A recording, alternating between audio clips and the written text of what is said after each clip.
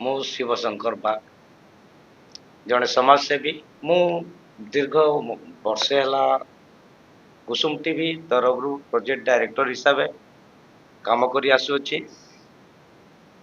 এই କୁସୁମ ଟିଭି ତରଫରୁ ପ୍ରତିଭା ପରିଚୟ, ସ୍ୱାସ୍ଥ୍ୟ, ହଜିଯାଇଥିବା ଆମର ଲୋକକଳା ସଂସ୍କୃତି ପରମ୍ପରା, ଏପରିକି ଚଳଚ୍ଚିତ୍ର ବିଭିନ୍ନ ଏ ସମ୍ବାଦ ପରିବେଷଣ, ନିର୍ଭୀକ ସମ୍ବାଦ ପରିବେଷଣ, ନିରପେକ୍ଷ ସମ୍ବାଦ ପରିବେଷଣ, ଏସବୁ କାର୍ଯ୍ୟକ୍ରମ ସବୁ ଆମେ କୁସୁମ ଟିଭି ତରଫରୁ ଆଗେ ଆଣିଛୁ।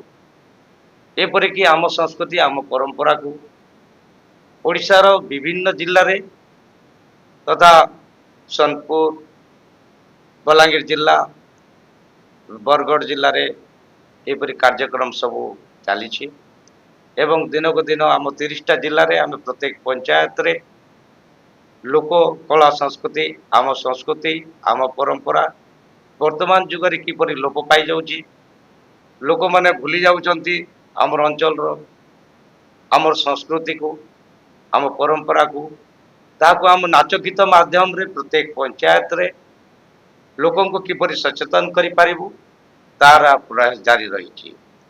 ଏପରିକି ମୁଁ ଜଣେ ସମାଜସେବୀ। ମୁଁ ବିଗତ এবি ସ୍ୱାମୀ ଯେ ସମାଜସେବୀ ଥିଲେ, ଓଡ଼ିଶାର ଜଣେ ରାଜ୍ୟସଭାର ସଂସଦ ବି ଥିଲେ, ତାଙ୍କର ମୁଁ ଶିକ୍ଷା ଅର୍ଜନ କରିଛି, ତାଙ୍କ ପାଖର ଚେଲା କହିଲେ ଚଲେ। ମୁଁ ତ ଆଜି ତାଙ୍କର ରହିଥିବା ଅଧୁରା କାର୍ଯ୍ୟକ୍ରମ ଆମର ଓଡ଼ିଶାର ବିଭିନ୍ନ ପ୍ରକାର ସମସ୍ୟା ସେ ସବୁବେଳେ ଉଜାଗର କରୁଥିଲେ। ଏପରିକି এই କଟକ ଅଞ୍ଚଳରେ ମଧ୍ୟ, এই ସହରରେ ମଧ୍ୟ ସମାଜସେବୀ ଅଛନ୍ତି ଯାହା ପାଇଁ ଆମେ ଗର୍ବିତ। ତାଙ୍କର ପ୍ରତିଭା ଅତୁଳନୀୟ। ସେ ଏସସିବି ମେଡିକାଲରେ ଜଣେ ସମାଜସେବୀ ଅଛନ୍ତି, ତାଙ୍କ ନାମ ଅଭିମନ୍ୟୁ ବେହେରା। ତାଙ୍କୁ ମୁଁ ମୋ ହାର୍ଦ୍ଦିକ ସହିତ କୃତଜ୍ଞତା ଅଭିନନ୍ଦନ କରେ, ତାଙ୍କୁ ମୁଁ ସଲାମ କରେ। ସେ ଏପରି ସମାଜସେବୀ ଅଛନ୍ତି, ଏପରି ସମାଜସେବୀର ଓଡ଼ିଶାରେ ଆବଶ୍ୟକତା ଅଛି। ସେଥିପାଇଁ ଆମେ କୁସୁମ ଟିଭି ତରଫରୁ କର୍ମ ହିଁ ଭଗବାନ, ମାନବ ସେବା ହିଁ ମାଧବ ସେବା ବୋଲି କହନ୍ତି। ଏପରିକି ଅନେକ କାର୍ଯ୍ୟକ୍ରମ ଆମେ ଲୋକହିତକର, ଜନହିତକର କାର୍ଯ୍ୟକ୍ରମ ଆମେ କରିବାର ପ୍ରୟାସ ଜାରି ରଖିଛୁ। ଏପରି ଭିତରେ ମୋତେ ନାରୀ ସଂଗଠନ ଜାତୀୟ ସ୍ତରର ଉପଦେଷ୍ଟା ଏବଂ ସଂଗଠକ ରୂପେ ଦାୟିତ୍ୱ ଅର୍ପଣ କରିଛନ୍ତି କୁସୁମ ମଞ୍ଜରୀ ଦାସ ମ୍ୟାଡ଼ାମ। ସେ ନିଜେ ନ୍ୟାସନାଲ ସଭାପତି ନାରୀ ଅଛନ୍ତି। ମୋର ଅଭିଜ୍ଞତାକୁ ସେ ଜାଣିଛନ୍ତି ଯେ ମହିଳା ସଶକ୍ତିକରଣ ଉପରେ ମୁଁ କିପରି କାମ କରିପାରେ। କେତେ ବିଗତ ଦିନରୁ 30 ବର୍ଷରୁ ମୁଁ এই ସଶକ୍ତିକରଣ ଉପରେ କାମ କରିଛି। ମିଶନ ଶକ୍ତି ହୋଇନଥିଲା, সেই ସମୟରେ ଆମେ କାମ କରିଛୁ। ଆଜି ମିଶନ ଶକ୍ତି ସରକାର ମହିଳାଙ୍କର ସଶକ୍ତିକରଣ ଉପରେ କୋଟି କୋଟି ପ୍ରକାର ବିଭିନ୍ନ ଶହ ଶହ ଯୋଜନା ଚଲେଇଛି। କିନ୍ତୁ ଆମେ এই ନାରୀ ସଂଗଠନ ମାଧ୍ୟମରେ ସାରା ଭାରତରେ ବିଭିନ୍ନ ଜିଲ୍ଲା, ବିଭିନ୍ନ ଭାରତର ବିଭିନ୍ନ ଷ୍ଟେଟରେ, ଜିଲ୍ଲାରୁ ପଞ୍ଚାୟତ ପର୍ଯ୍ୟନ୍ତ ଯାଇକି ନାରୀକୁ ସଂଗଠନ କରିବୁ। ବର୍ତ୍ତମାନ ନାରୀର ଏକ ବିପ୍ଳବର ଆହ୍ୱାନ ଅଛି। ସ୍ୱାଧୀନତା ଭାରତରେ ନାରୀର ସ୍ୱତନ୍ତ୍ରତା ନିହାତି ଆବଶ୍ୟକତା ରହିଛି। ସେଥିପାଇଁ এই ବିକଶିତ ରାଷ୍ଟ୍ର ଗଠନ କରିବାରେ ନାରୀର ଭୂମିକା ଇତିହାସରୁ ଦେଖିବେ, ବର୍ତ୍ତମାନ ସ୍ୱାଧୀନତା ଭାରତରେ ବି ମଧ୍ୟ ତାଙ୍କର ଭୂମିକା ଅତୁଳନୀୟ ଅଛି। ରାଷ୍ଟ୍ର, ପରିବାର ଏସବୁ ଗଠନ କରିବାରେ ନାରୀ ସବୁବେଳେ ଆଗେଇ ଆସେ। ସେଥିପାଇଁ ଆମେ ନାରୀ ସଂଗଠନ ଉପରେ ଅନେକ ପ୍ରକାର କାର୍ଯ୍ୟକ୍ରମ କରିଛୁ। ବିଭିନ୍ନ ଜିଲ୍ଲାରେ ନାରୀ ସୁରକ୍ଷା, ନାରୀଙ୍କୁ ଶିକ୍ଷା, ସ୍ୱାସ୍ଥ୍ୟ, କିପରି ମହିଳା ସଶକ୍ତିକରଣ କରିପାରିବେ, କିପରି ଆର୍ଥିକ ସଶକ୍ତିକରଣ କରିପାରିବେ, କିପରି ସେମାନଙ୍କର ପରିବାରରେ, ସମାଜରେ କିପରି ତାଙ୍କର ନାମ ଆସିବ, ସେ ଭଲ କାମ କରିଛନ୍ତି ବୋଲିକି ଏହିପରି କାର୍ଯ୍ୟକ୍ରମ, ଅନେକ କାର୍ଯ୍ୟକ୍ରମ ନାରୀ ସଂଗଠନ ତରଫରୁ ଆମେ ଆଗାମୀ ଦିନରେ ଭାରତର ବିଭିନ୍ନ ରାଜ୍ୟରେ ଆରମ୍ଭ କରିଛୁ। ଛତିଶଗଡ଼, झारखंड एपरिक ओडिशा रे मध्य एपरि सुप्त अवस्था पड़ी रही नारी संगठन को मु जिते जानिली तो प्रथम मु ओडिशा पई ए संगठन जारी रहिबो किपरि भाव रे ए संगठन रे नारी नेत्री ओडिशा संगठन पई आगे आइछंती किपरि भाव रे से माने ए नारी संगठन रो सभानेत्री बोलाउछंती किपरि भाव रे से माने आगको बढ़िया पई ए नारी रो मुख्य लक्ष्य को से माने बुझी पारिछंती कि न बुझी पारिछंती आगामी दिन रे हम ए नारी संगठन तरफ रो मु विभिन्न प्रकार कार्यक्रम करके विभिन्न कोण कोण कोण अनुकोण रे शिक्षित अशिक्षित महिला जो माने कि महिला माने नारी होचंती जो माने सरकारी चाकरी मध्य करूचंती जो माने विभिन्न बेसरकारी अनुष्ठान मध्य करूचंती सेही नारी ही नारी को पाई ए नारी अनुष्ठान सब समय रे काम करिवो नारी केबे अबला नुहे नारी सब समय रे सबला आगामी दिन रे यही सब कार्यक्रम नारी मन को जरिया रे आमे काम करी आसीछु आ से सब कार्यक्रम मो कहूची बलांगीर जिल्ला रे मेंबर नारी संगठन रे 1500 तालीम करिछु आमे 800 नियुक्ति चयन करिछु आमे 600 बलांगीर जिल्ला रे सोनपुर जिल्ला रे मेंबर संख्या 3200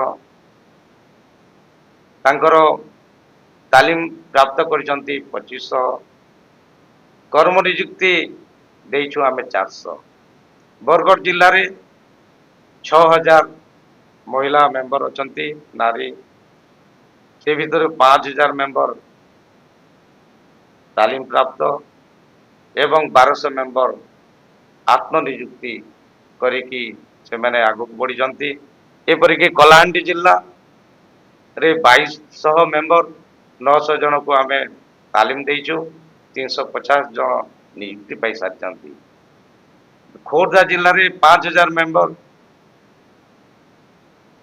तालीम प्राप्त होती 3000 कर्म नियुक्ति अछंती 2700 एपरिक कटक जिल्ला रे मध्य 3000 नारी मेंबर अछंती नारी संगठन रे 17 जन 1700 तालीम प्राप्त 3050 जन आत्मनियुक्ति करिसंती एपरिक कंदमाल रे 2000 मेंबर अछंती तालीम प्राप्त 900 जन अछंती कर्म नियुक्ति अछंती 250 रायगड़ा रे 1000 मेंबर तैयारी होइचंती तालीम प्राप्त 400 जन अछंती एपरि कर्म नियुक्ति अछंती 300 टोटल आमर 23900 सदस्य सारा ओडिशा रे आसिले आग को आमर प्रत्येक महिला नारी संगठन रो जो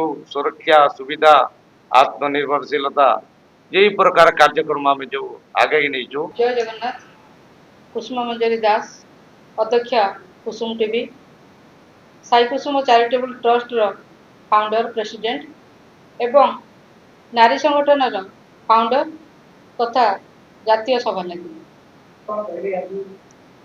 प्रथम समस्त को आज ये विशेष कार्यक्रम रे स्वागत समस्ते उपस्थित रही संगठन तरफ आज जो प्रेसमिट करा प्रथम कहबी जे कुसुम टीवी तार अनेक कार्यक्रम करुच्ची ता सहित नारी संगठन साई कुसुम चैरिटेबल ट्रस्ट रो अनेक कार्यक्रम वर्ष सारा करी आसी आज आपण देखुवे मो सांगरे अछंती शिवसुंदर बाग जहाँ को कुसुम टीवी प्रोजेक्ट डायरेक्टर हिसाब से ग्रहण कर कुसुम टीवी अनेक कार्यक्रम भितर चलचित्र एक स्वतंत्र कार्यक्रम समस्ते जानते कुसुम टीवी डायरेक्टर तथा फिल्म निर्देशक हिसाब से दीपक कुमार को जेहेतु आम ए गोटे फिल्म मुहूर्त कर सारीचु बा गोटे हल मूवी शूटिंग आरंभ करूँ तेणु कुसुम टीवी दायित्व किछिटा नबारे असुविधा होउची तो आज ଶିବସୁନ୍ଦର ବାଗ ସାର୍ କୁସୁମ ଟିଭିର ଅନ୍ୟାନ୍ୟ କାର୍ଯ୍ୟକ୍ରମର ଦାୟିତ୍ୱ ବହନ କରୁଛନ୍ତି, ସେଥିପାଇଁ ସାର୍ଙ୍କୁ ସ୍ୱାଗତ। ତା ସହିତ ନାରୀ ସଂଗଠନ ଏକ ନ୍ୟାସନାଲ ସଂଗଠନ, ଯେଉଁଥିରେ କି ସାର୍ ଶିବସୁନ୍ଦର ବାଗ ନ୍ୟାସନାଲ ଆଡଭାଇଜର ସହିତ ସଂଗଠକ ଅଛନ୍ତି। ସାର୍ଙ୍କ ପରିଚୟ ଦେଲି, ଆଉ ସାର୍ଙ୍କ ବିଷୟରେ ଆପଣମାନେ ଆଗକୁ ଅନେକ କିଛି ଜାଣିବେ। ଏତିକି କହିବି, ଆଜିର ଏହି ବିଶେଷ ମୁହୂର୍ତ୍ତରେ ଆମେ ଯେଉଁ ନାରୀ ସଂଗଠନକୁ ବର୍ଷେରୁ ଅଧିକ ହେଲାଣି କାର୍ଯ୍ୟ କରି ଆସୁଛୁ, ତାହା କେମିତି ଚାଲୁଛି, ସାର୍ ଯେହେତୁ ଆମର ନ୍ୟାସନାଲ ଆଡଭାଇଜର ଅଛନ୍ତି, ତା ଉପରେ ସାର୍ଙ୍କର ମତାମତ ରଖିବେ। ଆଉ ଆଗକୁ ଆମେ କେମିତି ଶୃଙ୍ଖଳିତ ହେଇକି ସଂଗଠିତ ହେଇକି କାମ କରିବୁ, ସେ ବିଷୟରେ ନିହାତି ଆପଣଙ୍କ ପାଖରେ ଉପସ୍ଥାପନା କରିବି। ମୁଁ ସମସ୍ତଙ୍କୁ ଜଣାଇ ଦେବାକୁ ଚାହୁଁଛି, କବିତା ମହୋତ୍ସବର ଅଡ଼ିସନ୍ ସରିଯାଇଛି।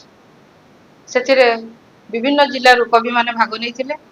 ଅଡ଼ିସନରେ ଯେଉଁମାନେ ୱିନ୍ କରିଛନ୍ତି ସେମାନେ ଅଡ଼ିସନ୍ ଟୋକନ୍ ପାଇଯାଇଛନ୍ତି। ତାପରେ ଆମର ତା ସହ ଯେଉଁ କବିତାର ଖେଳ ଆରମ୍ଭ ହେଇଥାନ୍ତା, ଆଉ ତାର ୱିନର ମାନଙ୍କୁ ନେଇ ଆମେ ଗୋଟେ ଗେଟ୍ ଟୁଗେଦର କରିଥାନ୍ତୁ, ଗୋଟେ ସେଲିବ୍ରେସନ କରିଥାନ୍ତୁ। ତା ସହିତ କୁସୁମ ଟିଭିର ବାର୍ଷିକ ଉତ୍ସବ, କୁସୁମ ଟିଭିର ବାର୍ଷିକ ମୁଖପତ୍ର କୁସୁମ ଦର୍ପଣର ଶୁଭାରମ୍ଭ ହେଇଥାନ୍ତା, କିନ୍ତୁ ଯେହେତୁ କୁସୁମ ଟିଭିର ଡାଇରେକ୍ଟର ଦୀପକ କୁମାରଙ୍କର ପିତୃବିୟୋଗ ହେଲା, ସେହି ସମୟରେ ଆମେ ସେ ପ୍ରୋଗ୍ରାମକୁ ସ୍ଥଗିତ ରଖିଥିଲୁ। ସେଥିପାଇଁ ସମସ୍ତଙ୍କୁ ମୁଁ ମୋ ତରଫରୁ ଦୁଃଖିତ ସମବେଦନା ଜଣାଉଛି। ଆଗାମୀ ଦିନରେ ଆର ପୂର୍ବ ପ୍ରସ୍ତୁତି ଅନୁସାରେ ସମସ୍ତ ପ୍ରସ୍ତୁତି ସରିଯାଇଛି।